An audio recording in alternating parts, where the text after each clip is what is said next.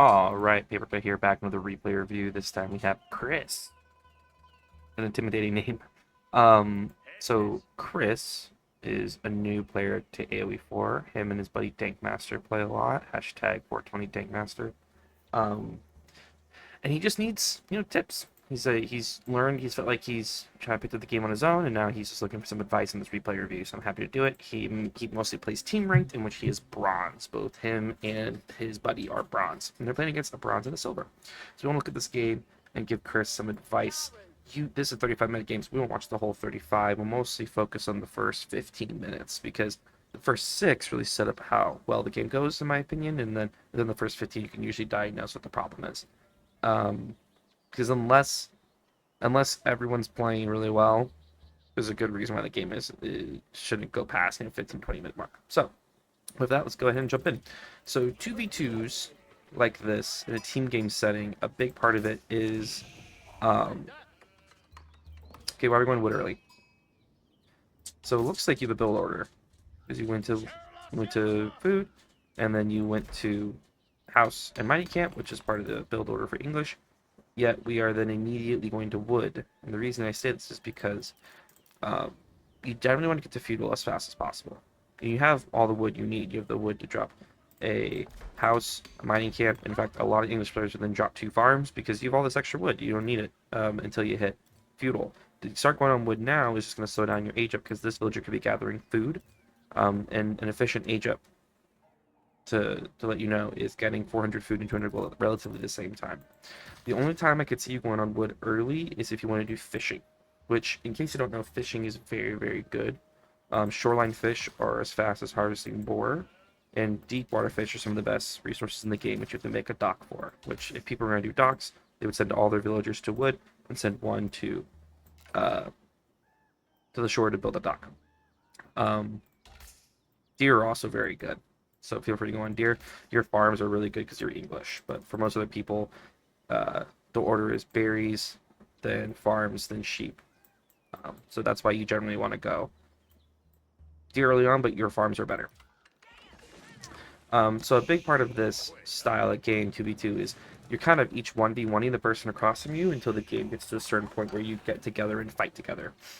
Don't get me wrong, this could also be you guys immediately deciding to attack somebody. So for example, you are a good feudal rush civ, no matter what landmark you pick. Ottomans can also play feudal. It takes them a second to get going, but they can. You guys could both decide to attack China, because China is kind of boomy and won't try to be greedy. You could choose to attack Malians, because they might try to do cow boomy. You don't want them to get that up. You can attack their pit mines and stuff like that. So you could both decide to attack somebody. I'm going to tell you up front right now, the key is going to be scouting. How well are you scouting your opponent and seeing what they're doing, and then communicating that with Dankmaster. Okay, so you mainly go early farms, which is fine. You just don't need to be getting the wood this early. As you notice already, you're almost to the 200 gold, but nowhere close to the 400 food, and you're going to be aging up way slower than you need. Why is the lumber camp over here? I ask because you generally, in the early part of the game, want to keep your resources safe under TC. So you notice this little line where your TC can defend?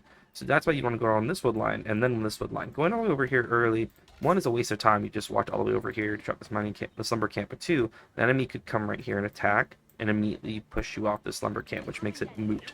So I would not go that far away from TC early in the game. I would just do right here. In fact, you just could have kept gathering the straggler trees. You had 2 others. Okay, so we're going aggressive.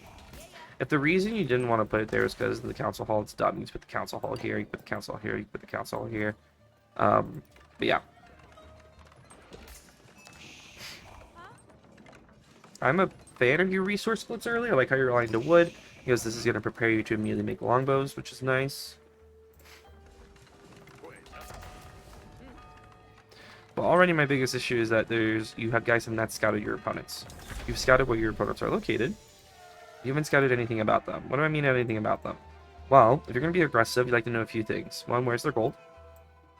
2, what landmark are they gone up with? In this case, for the Chinese player, he hasn't gone up at all. Neither has the Malian player because he decided to go fishing. But you want to see where are their resources, where are their villagers, what line are they on, where are their food.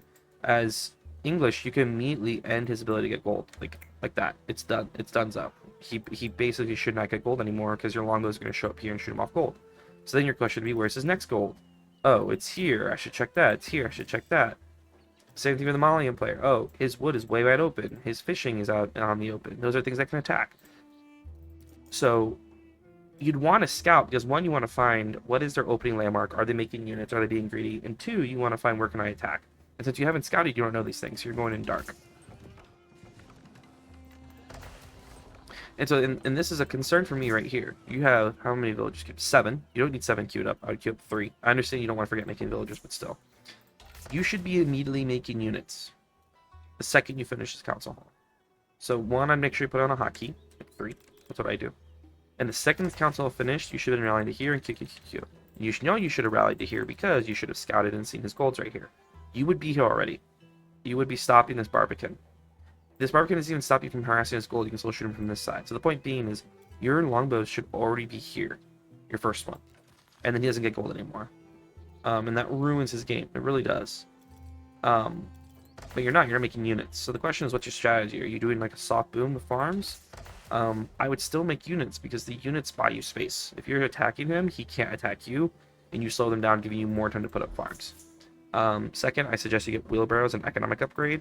And double products as economic upgrade. Those are 2 things for English you really need. Double products because you're going to need a lot of wood for farms. Wheelbarrow because it helps make your villagers faster. But to me, this is just a huge waste. Like, look at your resources right now. You have 374 food and 200 wood. What are you spending them on? And if your idea is, well, I'm going to rush castle. No, you're not. You have 2 on gold. 3 on gold. If you're rushing castle, you'd have 6 on gold. Are you making a second TC? Okay, why do you have 9 on food then? You should pull all your villagers to stone except for 4. I say that because if you're ever going to do something, you want to do it decisively. You're going to go second TC, all your villagers should be dedicated to lumber and stone, with a 4 on food to make villagers. Are you going to go attack? Well, your splits are perfect for attacking. You have plenty on food, you have plenty on wood. You should be, in fact, you should want more on wood, but you're just sending longbows and you're using your gold to get upgrades.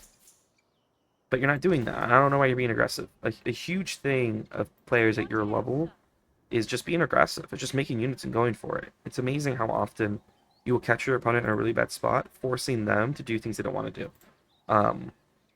So yeah, second, if your buddy wants to trade, he should then immediately send a villager to put a trade post in the corner and tell those traders to go to that one. Because right now they're only getting 11 gold a pop. But if he went from this to here, he'd probably get like 80. I wouldn't be surprised with 90. We should build a lumber camp, or a mining camp. Don't want the long distance mining. Good, getting upgrade, getting upgrade. Catering second TC. So this is going to be a super slow second TC. You might ask, well, why is that a big deal? It's a big deal because the purpose of going to second TC is you want to get villager advantage immediately. The longer it takes, the less villager advantage you're going to have. So why would you delay that? Second, all these villagers that are gathering from stone are not gathering from a different resource. So you want to delay as much as possible them not being on a resource you can use. Stone is only usable in very certain aspects. So if you want to go second TC, here's what I would have done if it was you. The second I said I want to go second TC, I pull villagers off gold to wood, and then I pull all my food villagers to stone except for 4. So you pull 5 off wood, food, go to stone, and then I'm relying to stone. And the second I get the second TC, I split back to what I want to do. But you've basically given both your opponents, he gets gold for free, he's getting this dock for free, he's getting this wood for free, he's getting this wood for free, he's getting this gold for free, he's getting this pitmine for free. And I say for free because those are all things you could have prevented. You aged up fast enough to get longbows out and you could have stopped it. Instead, you're letting them do whatever they want, and you could have... Here's the thing, you don't even have to do a full attack. You could make 4 longbows and just harass, and force him to overcommit. Like, you 4 longbows force him to then make a stable, make 3 horsemen, make an archery range, make 6 signal, like whatever he needs to do. You're making him commit way more resources than he wants to, obviously, right now. So right now, if I'm to summarize what I'm seeing the issue, it's a lack of scouting, it's a lack of aggressiveness when you had a chance to be aggressive, and then it is indecisiveness on your plan. You're gonna go second TC? Go second TC. Oh, so now you have all these longbows down here, but what are they doing?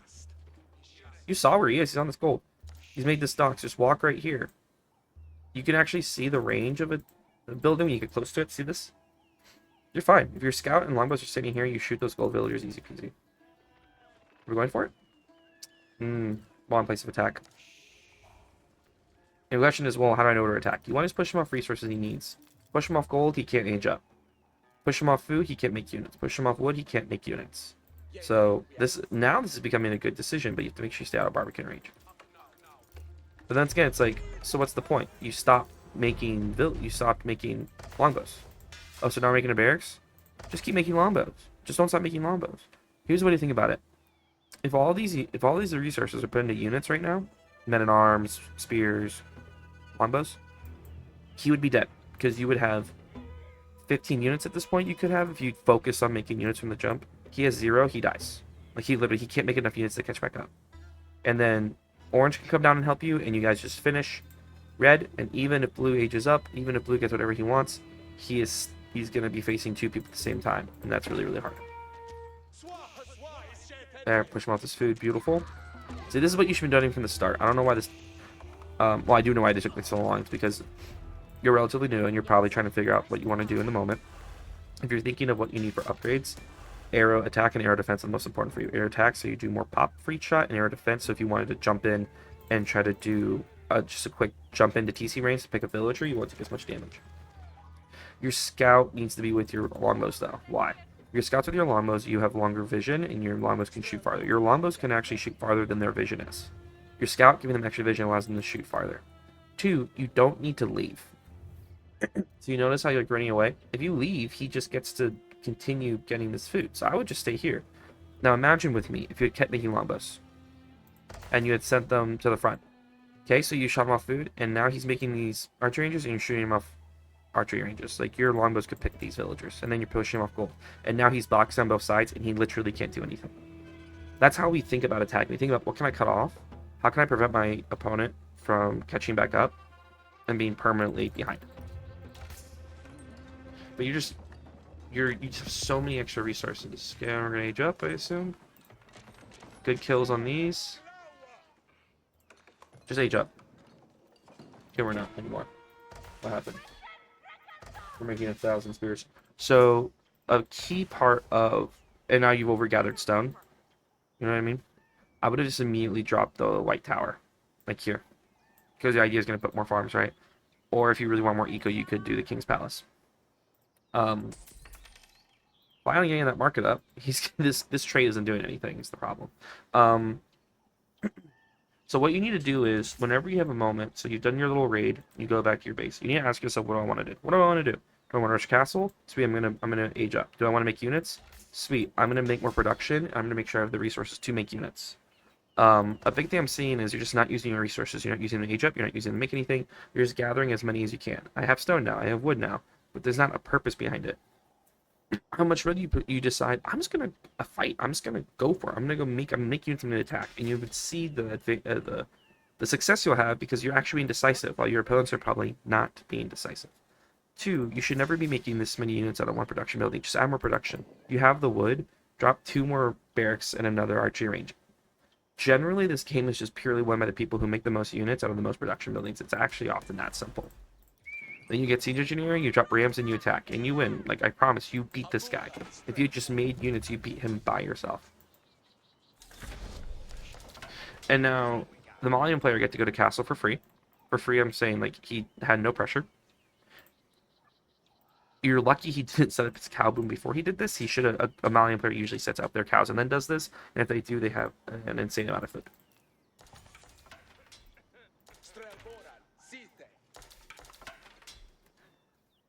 And now you're doing stone walls. Okay. Where's the white tower?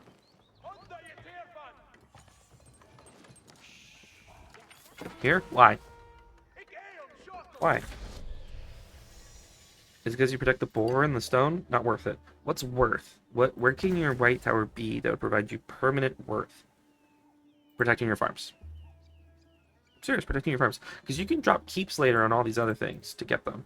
But the most important thing that doesn't die is your farms. That's your main food eco. Will become your main food eco. You drop your white tower here, you can then just put farms all around it, and it's extra safe forever. But notice what those 4 longbows did. 6 longbows did. You made him make 3 production buildings. He's not aging up yet because he was afraid and he was making units and trying to hunt you down. That's amazing. What are we using the stone for? I'm still wondering. We've gathered all the stone we can. We're making more production. But okay, so now you're in an issue. You don't have enough food. Partly it's because you kept forgetting to make villagers. So you're a little behind on villagers.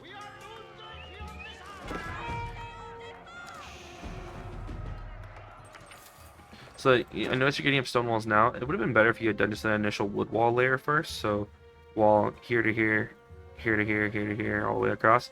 So he can't do these raids. And then you had stone walls after you get the wood walls up. Do not chase these.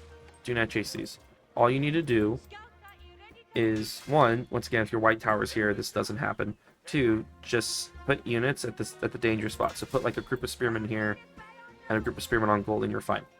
Don't chase. He wants you to chase. This is silly. Like you're kind of catching him, but a better player just keeps running them around and you chase him forever. It's silly. Two, if you have the wood like this and you have food like water right here, just go farm. Go fishing. The food you get from fishing is amazing. Alright, we're gonna pause here just because the issues I'm seeing are just gonna be the same thing. You're gonna struggle to make units now because you don't have enough food. How do I know you have food? You have 8. You know, men-at-arms are 100 each. Crossbows are 80 and things like that. So you want to be consistently adding. That's kind of a thing that your base building is a cyclical in nature. I'm making villagers. I'm adding farms. I'm moving villagers to wood. I'm making more farms. Now I need more gold. I'm still making units. I can make more units because my eco's bigger. I add more production. Keep going and going and going. But overall, my biggest thing here is there's a lack of aggression, a lack of early scouting, and then keeping the pressure on. And then also just a lack of a plan. It seems you just keep collecting resources and kind of just doing things as they happen instead of just being like, I am going to attack. Or I am going to rush castle, get relics, and then attack. Or I'm going to go 2TC, I'm going to make 3 longbows, go 2TC, and then I'm going to attack. Like, have a plan. Even if it doesn't work, at least you have something to look back on and think about why it didn't work. Right now it just feels like if you would look back on this, you'd be like, I don't know why I lost. Well, yeah, because you didn't have a plan. 2, your boy here needs to put these buildings around a blacksmith. It helps their production speed. But I hope that was helpful, and good luck on your games.